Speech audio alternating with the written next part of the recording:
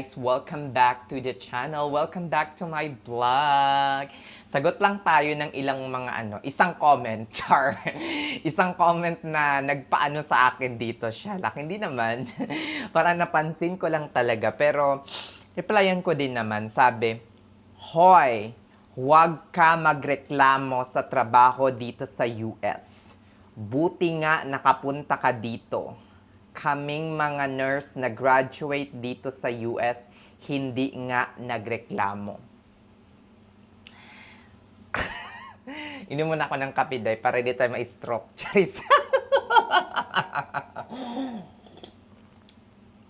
First and foremost, hindi po ako nagrereklamo nung pinost ko yung vlog ko about hemodialysis. Nag-narrate lang ako or nag-istorya lang ako ng aking hemodialysis journey. Hindi po ako nagrereklamo. Ang ninarrate ko po yung yung mga nagugustuhan ko at hindi ko nagugustuhan sa hemodialysis. Kumbaga, yung mga disadvantages para sa akin, yung mga advantages at mga nagugustuhan ko dito sa aking hemodialysis journey. Ang reason kung bakit ko dinodocument yung mga life ko, especially for this very moment, yung parang first year mo na magta-transition into another specialty, napakahirap talaga. Kasi for the first 3 to 6 months, parang yung mind mo ang daming iniisip, parang pipiliin mong bumalik sa specialization na nakasanayan mo na. Kaya ako nagkukwento at sinishare ko yung mga karanasang ito para yung iba na parang napapailing o kaya napapaisip kung magta-transfer ba sila from bedside into hemodialysis, whether acute or chronic, is meron silang guide. Hindi na sila parang manghula kung ano ba yung ano kaya yung nangyayari sa acute hemodialysis? Ano kaya yung nangyayari sa chronic hemodialysis? Ako, as a vlogger, ay very transparent ako pagdating sa pay. Sinabi ko nga sa inyo, merong pay cut in terms of hourly rate, 'di ba? Pero yung net naman na kinikita ko, kasi nga maramihang hours dito sa acute hemodialysis, is lagpas-lagpas sa kung anong regular na kinikita ko as a bedside nurse compared to as, hemodialysis ngayon. So, tapos ang pagkakaiba pa or ang maganda pa dito is that, yes, madami ngang oras. Sabi ko nga sa nauna kong video, madami nga kaming oras. Medyo pagod din yung katawan. Pero kung ikukumpara mo yung stress ng isang 80 hours na work per paycheck sa bedside, kumpara mo sa 90 or 100 or 110 hours sa hemodialysis, walang-wala. As napaka-chill yung 100 to 120 hours per paycheck. As someone like me na, nasa early 30s at meron pang kakayahan na magtrabaho, meron pang energy na magtrabaho. So, kaya ako nagbablog, kaya ako ninanarrate, kaya ako iniistorya yung mga nangyayari sa akin, whether good or bad sa hemodialysis, is because I want everyone to be informed before they make decisions, especially yung mga subscriber ko dito na parang nag-iisip-isip na kung magta-transfer sila from bedside into acute hemodialysis. Yun yung dahilan. Hindi ako nagrereklamo kasi kung magreklamo lang naman, Diyos ko Lord, edi hindi ako mareklamong tao, guys. As in, hindi ako nagreklamo ng sobra-sobra. Pag hindi ko na feel ang isang trabaho, I don't complain too much. I leave. Umaalis ako at hindi ko binibigyan ng so much stress yung katawan ko. Ay, nasaan ba yun? Parang naano siya yung camera.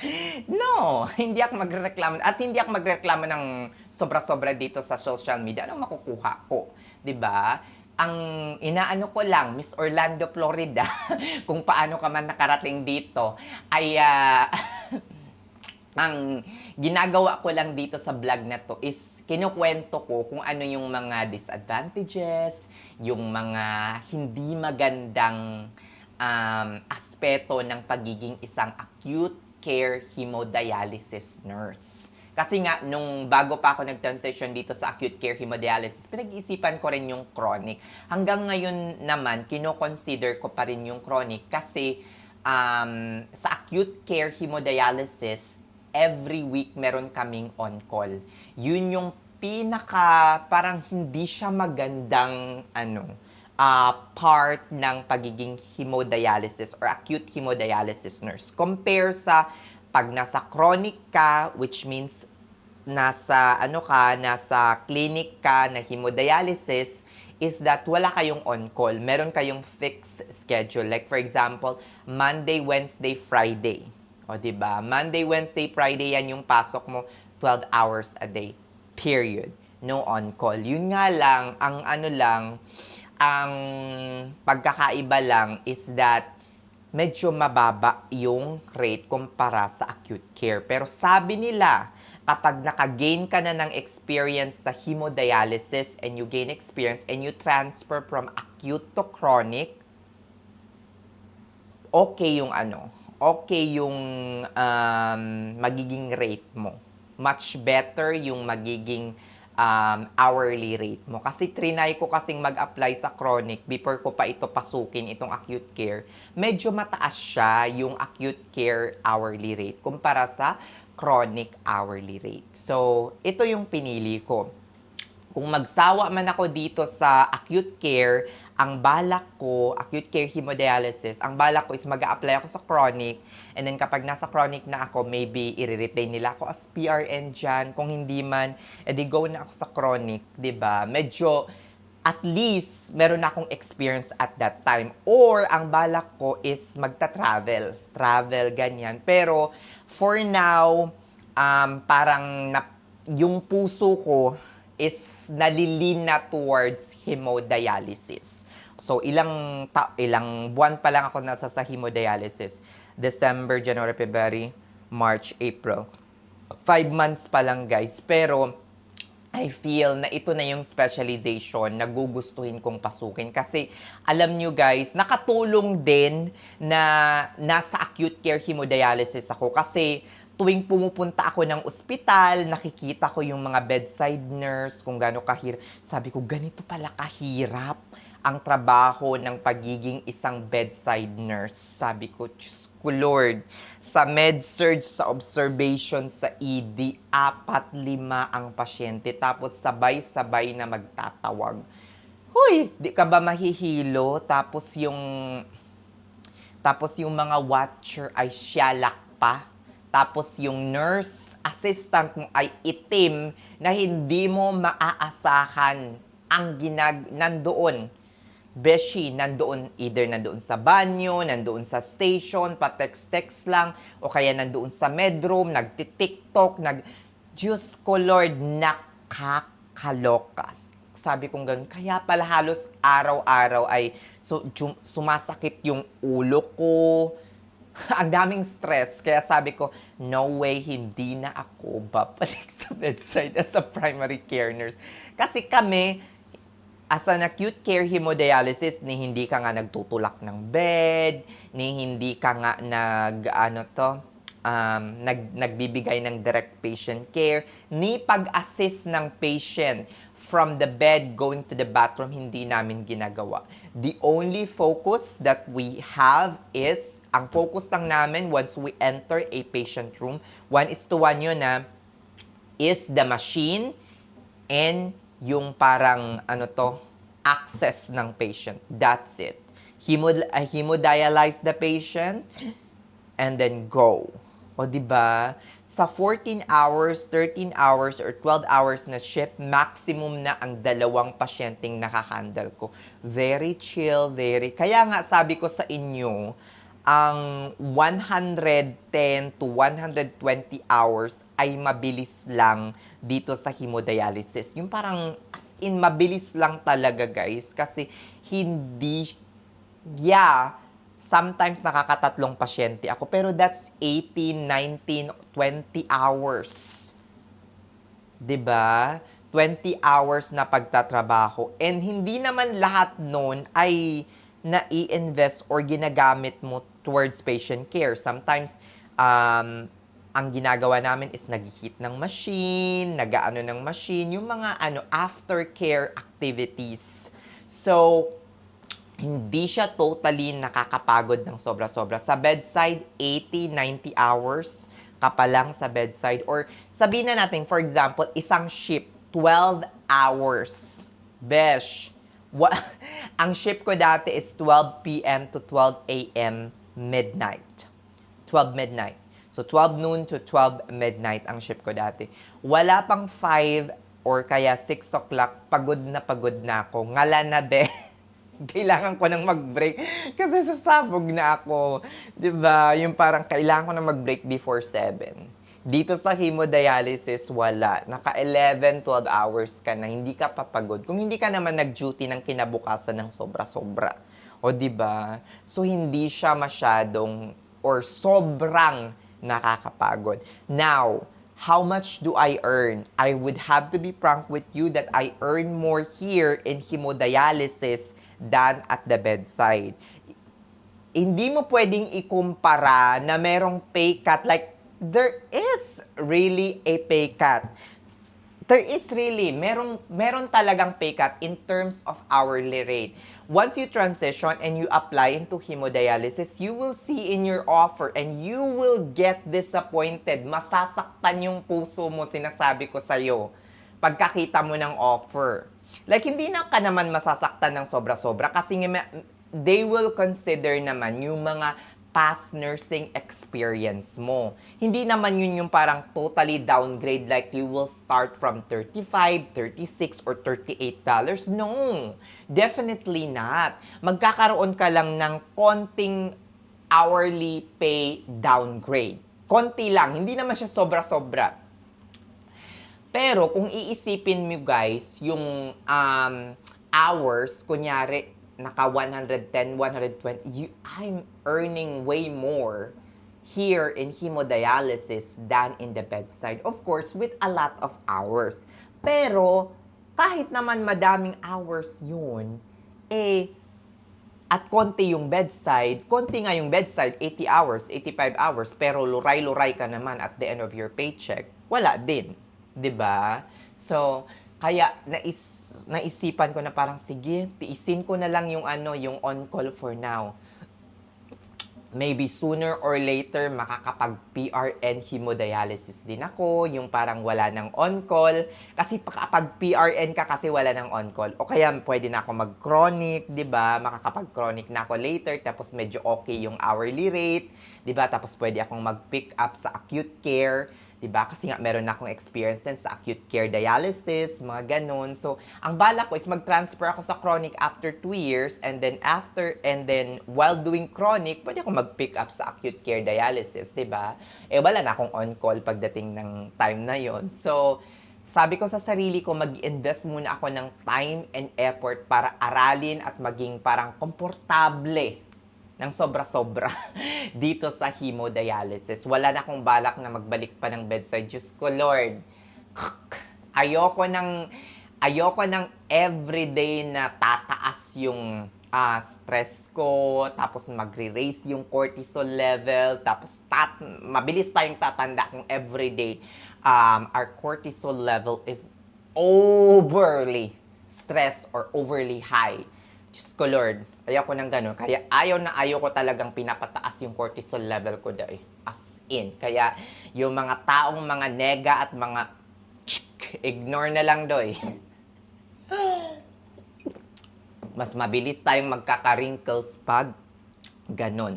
Kaya Orlando, Florida, hindi ako nagrereklamo. Ninanarrate ko lang sa mga subscribers ko kung ano yung nararamdaman ko, kung ano yung mga hindi maganda dito sa hemodialysis nursing. Marami naman yung maganda compare sa hindi maganda na ninanarrate ko dito sa vlog na to. Hindi naman ako nang di-discourage talaga na, hoy, wag kayong mag-hemodialysis kasi napakapangit talaga ng hemodialysis. It really depends on the person. So one of the reason why I'm documenting this is because I want to give an exact information, unfiltered, unsweetened na information sa aking mga subscriber na nagugustuhan yung videos or content na pinapalabas ko dito sa channel na to. Diba? Hindi ako nagrereklamo dito. Kung ayaw mo at hindi beneficial yung videos na nilalabas ko dito sa channel na to, you are more than welcome, to look for the exit. Diba? Para mag-exit dito sa channel na to, Day. Diba? Wag nang maki-osyoso kung hindi naman para sa'yo yung channel na to. Kung hindi mo naman, wala ka namang nakukuhang benefits or wala ka namang nakukuhang maganda dito sa channel na to, why waste your time listening to me? O diba? Shelak! Shelak pa more! Nakakaloka. Thank you so much sa mga subscriber ko na patuloy na sumusuporta sa akin. Pasensya na at hindi ako masyadong nakakapag-upload masyado at hindi araw-araw na. Dati kasi grabe, ang sipag ko talagang mag-upload ng mga content, kahit ano na lang, shalak, 'di ba? Pero ngayon, na lang, bihira na lang kasi nga, syempre, humahataw tayo ng ngayon, guys. Humahataw ng oras. Sabi ko nga, dito sa US, guys, ay ang job market dito sa US, hindi ko naman sinasabing yung nursing market is papatay na. Pero, hanggat maaari, kung meron tayong opportunities to earn, grab it. Because you'll never know when is the time na wala ka ng opportunity para kitain yung perang yun. Pero, wag din namang sobra-sobra yung pagtatrabaho mo at the expense of your health na.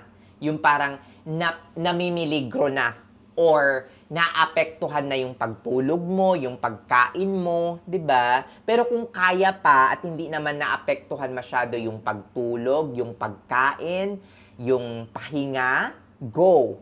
Earn it while you can. Kasi dito, guys, hindi ko naman sinasabing bumababa na yung demand for nurses. Yun nga lang, guys, madami sa mga ospital ang nagsisitipiran na ngayon.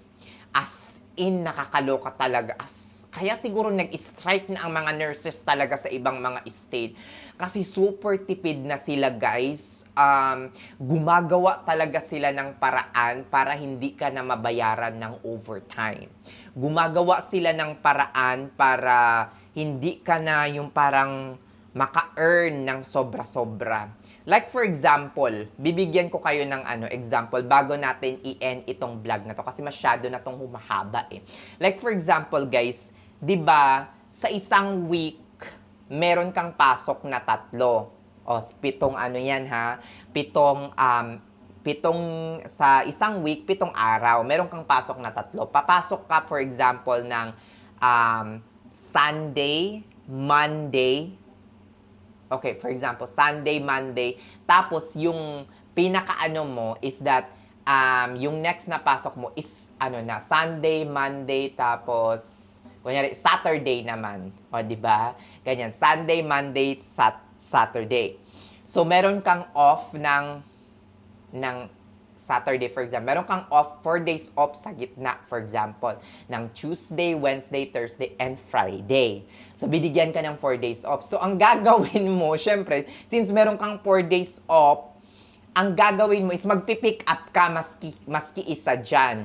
Either magti 3 days ka, or mag-off ka muna tapos ipipick up mo yung Wednesday, 'di ba? So, for example, okay, mag-ano na lang ako, anong tawag dito? Mag 3 days na lang ako, kaya ko 'yan. So, nag-duty ka ng Sunday, Monday, Tuesday. Tapos meron ka pang isang work ng Saturday, for example. So, nagka-off ka ng kailan? Wednesday, Thursday, and Friday. So, ang duty mo, Sunday, Monday, Tuesday. So, nagka-off ka nito. Papasok ka ulit ng Saturday. Para makuha mo yung 48 hours, di ba? Para magka-OT ka. Di ba? Kasi dito, binabayaran ka ng OT pay kapag lumagpas ka na ng 40 hours. So, since mag-duty ka pa ng Saturday, magiging 48. So, yung 8 hours mo na yun, babayaran ng time and a half. So, kung $50 ang, ang rate mo, magiging 75. Plus pa yung weekend differential, siguro mga $5, $4, mga ganyan. Or siguro abutin ka ng mga $80 to $90, mga ganon, di ba?